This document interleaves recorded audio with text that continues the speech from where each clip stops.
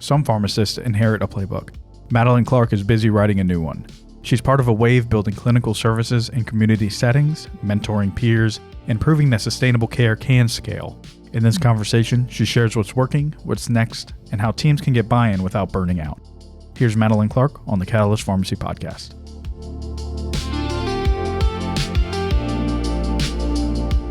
My current role now has been laid by the foundation of a lot of different pieces of little things. So I would say most notably was doing my PGY1 community pharmacy residency at Moose Pharmacy, where we connected, and getting the experience with Joe and the whole team there, building clinical services, doing non-traditional dispensing, really adding on to that. And then after my residency, I completed a practice advancement fellowship with the University of North Carolina.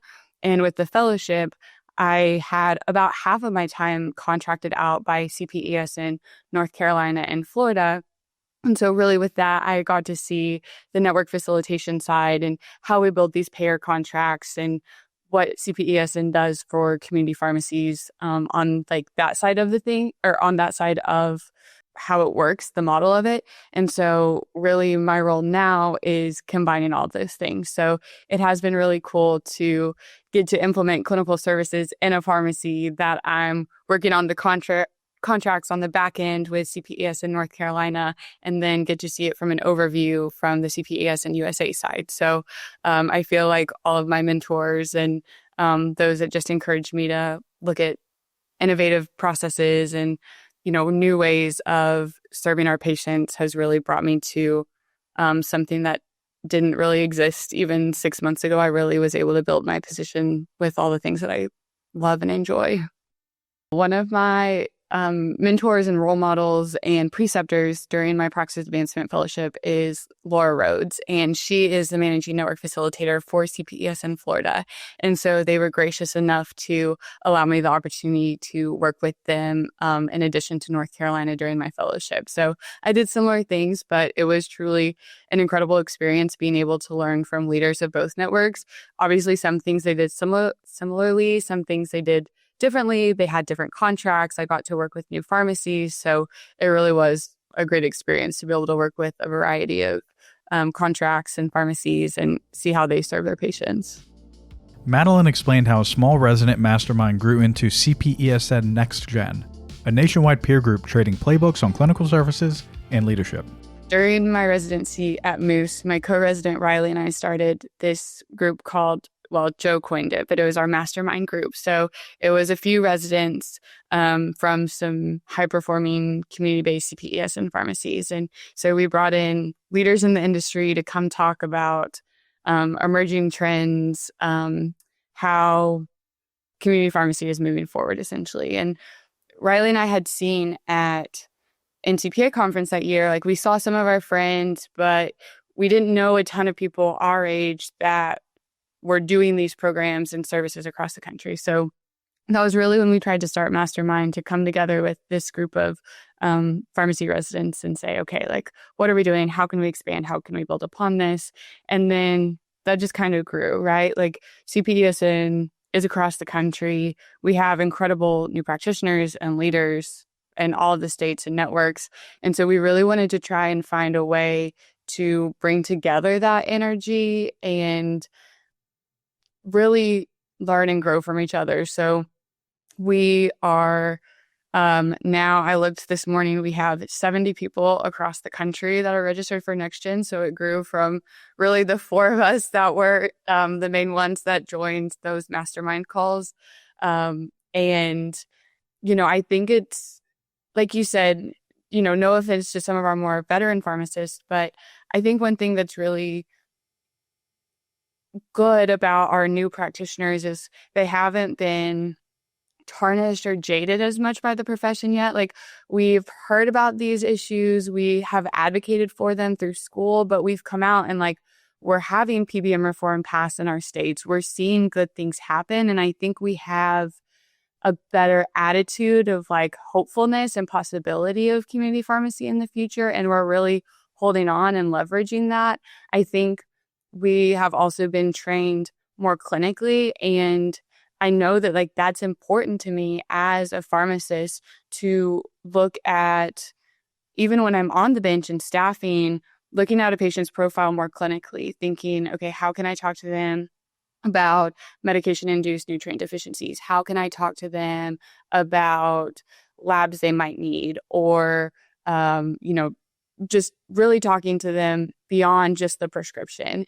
And I think many people coming out of school want that relationship with their patients. And now we just have to find a way to move from that product-based service only to the clinical side. And I think our generation is ready and apt for that. And I really think that that's where, bringing us all together, sharing insights, how are we going to learn from each other? How do we workflow this? How do we bring in our other pharmacy team members to support and also work with patients? So, I think it's just been so exciting to see, and we've gotten some incredible speakers in on the NextGen group. I'd love to bring you back, Josh, to come and talk to us, to the larger group, because I think obviously you're a leader in this industry and have incredible insights. And I just think that we need to build a community just like the luminaries of networks have done before us. And now we're building our community to soon elevate into our local networks and hopefully nationally into CPESN USA as well. I remember this quote from APHA. It was in one of the sessions, and it was, you sit in the shade of trees that you didn't plant. And that has just really stuck with me. And every time I have a conversation with Joe or Ashley, I think about all of the work that they have put in to get us where we are.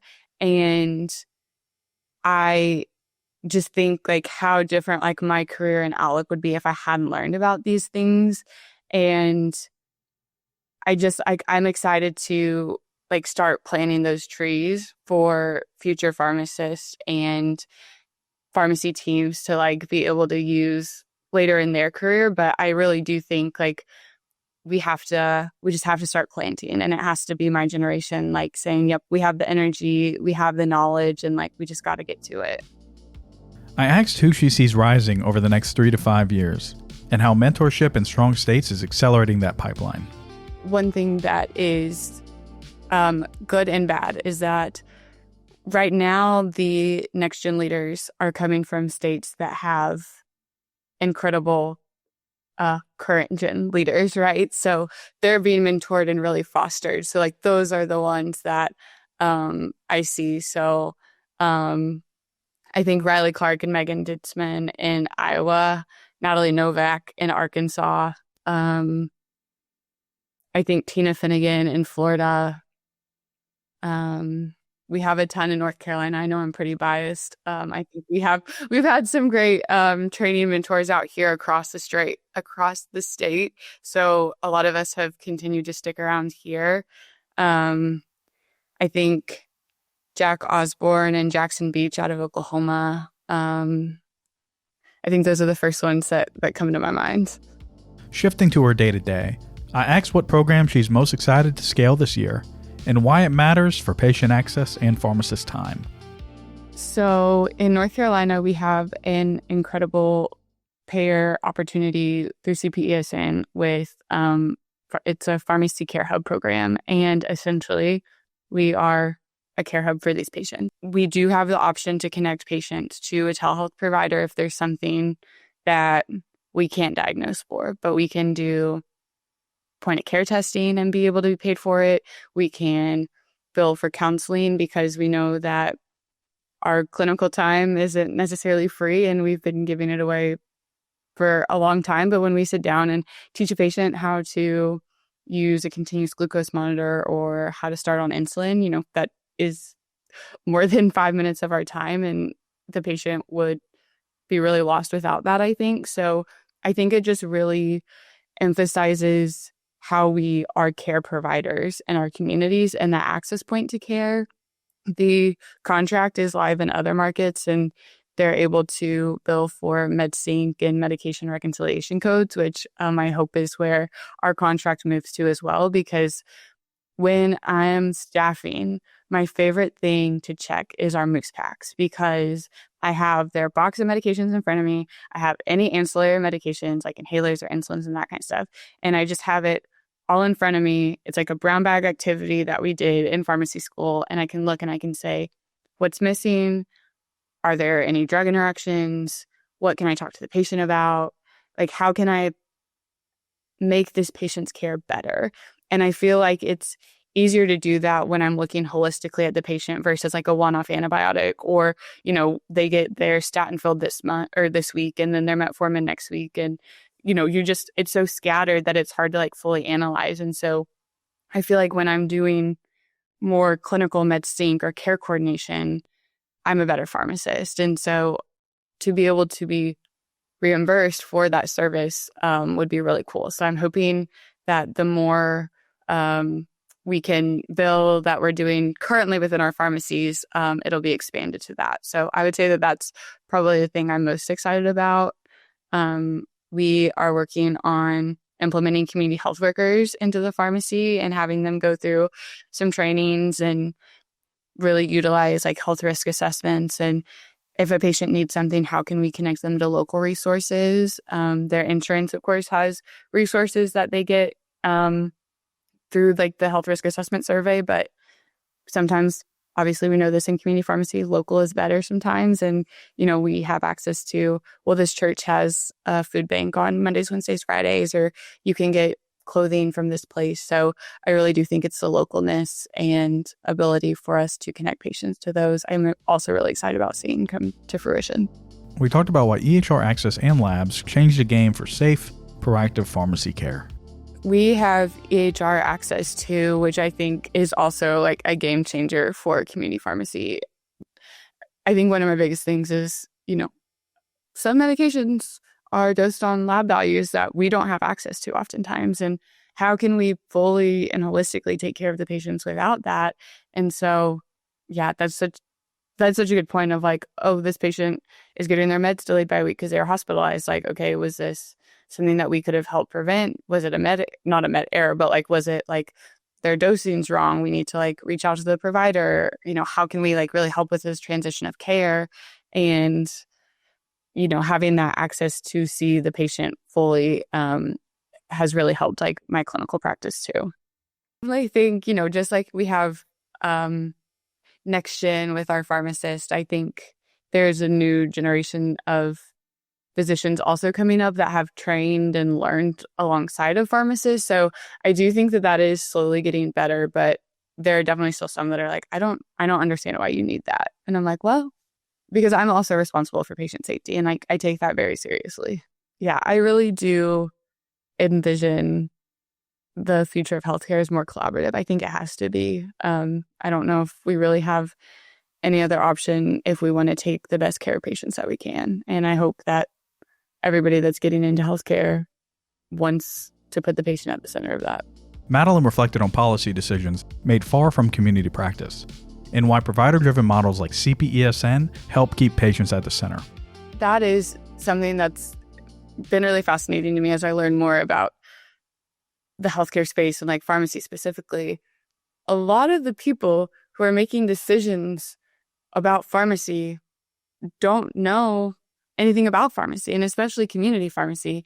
And it just is fascinating that that's what's kind of dictating our profession right now. And I think that's one reason that I gravitated towards CPESN when I learned about it, is that like it's provider driven and we have a say in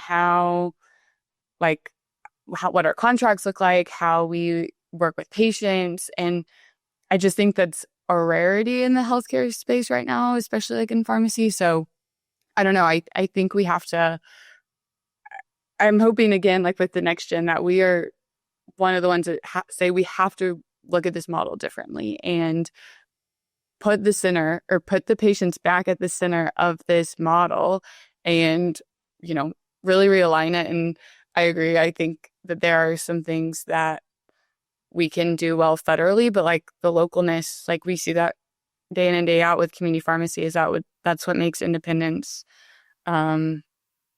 be able to serve their patients differently and, in my opinion, better than some, is they are able to adapt and adjust, and we have to be able to do that on a larger scale. We explored how to pay differently for different needs. Fast, low-touch dispensing versus high-touch coordination for complex patients.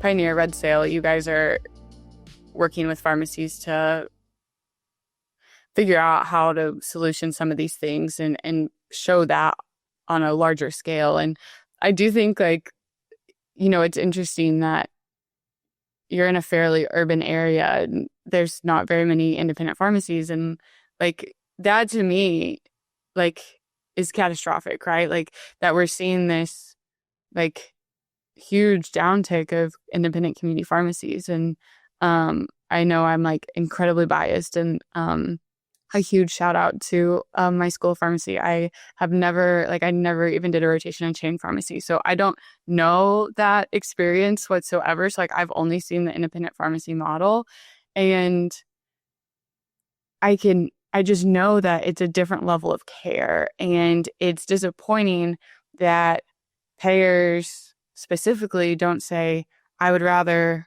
my patients be taken care of at a higher level. It's like Joe said, they're going to pay for fast, accurate, and cheap. And we really need for them to see that we can do a lot more than that. We're looking at trying to, slicken our contracts, and how do we add those things from both the dispensing side and the services side, because that is a service. And like, I am very like, if you are MedSyncing and you're delivering, those are clinical services. Like, I'm not saying that you need to go out here and start doing, like INR testing and doing strep tests to everybody that walks in the door. I'm saying if you are MedSyncing and delivering to your patients, like that's clinical. Like that absolutely deserves like a different level of payment than just like you said, like getting an antibiotic quickly. I mean, I was talking to one of my friends and we were talking about MedSync, and I said, even patients who are on one medication, whether that's like a birth control, whether that's just like a random like high blood pressure medication, like they should still be MedSynced. And like that's such a low lift, but then like you have the refills ready, you have everything. Like truly, like anybody that's on like a recurring medication should be MedSynced. Just like you said, and you can build those services off of that. And I think you have to ask them what their goals are with the program. Like, are they, like you said, like inventory control should be like the bottom of that like pyramid, right? But like sometimes pharmacies need MedSync to help regulate that and utilize MedSync as a way to control that inventory. And so I think that saying we could probably decrease like how much inventory you have on yourselves if we look at this model. Maybe it's their delivery drivers are going to the same places 2 or 3 times a month, and they're far away, and it's using a lot of gas. So I think it's trying to identify like what the pharmacy's pain points are and starting there. I think patients who receive delivery are a great place to start. Of course, like if a pharmacy is doing long-term care and PI billing, like you have to have some of that like MedSync adherence delivery services. So maybe it's starting there and growing. I think it's really identifying what the goals are of that pharmacy and leveraging that as a starting point. I ask how pharmacies win buy-in from veteran techs and deliver teams when MedSync and new workflows initially feel like more work. Luckily, I have worked with incredible team members and haven't really gotten much resistance. But I do think it's important for pharmacy teams to know that like the success of the pharmacy is not just on the shoulders of the pharmacist or the owner. Like, if they aren't doing things correctly or like not maximizing their time or, not helping promote these like new opportunities in the pharmacies, like that harms the pharmacy in the long run, and that pharmacy could close. So I really think pharmacy teams, and I think this is somewhere I know NCPA has been highlighting this a lot in the last few years, especially like at their conferences, like community pharmacy is a team effort, and we just have to empower our pharmacy team members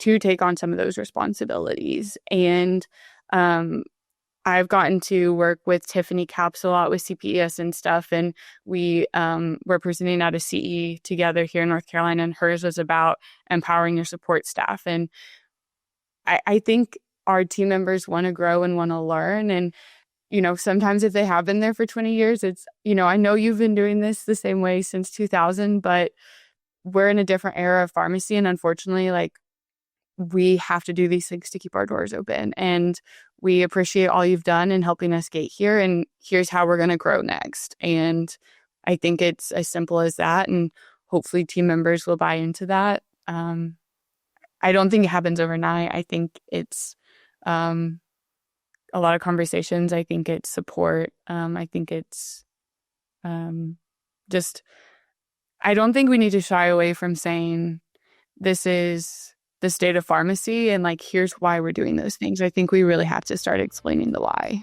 Wanting to be an owner some days, I know that sometimes you have to have those conversations, but I think building our teams is incredibly important. That's our conversation with Madeline Clark on building the next generation of community pharmacy, one practical program at a time. If this was helpful, follow and share the Catalyst Pharmacy podcast so more teams can learn from leaders like Madeline. Also, check out Red Cell Media on YouTube to see pharmacy's most important conversations all in one place. Thank you for listening.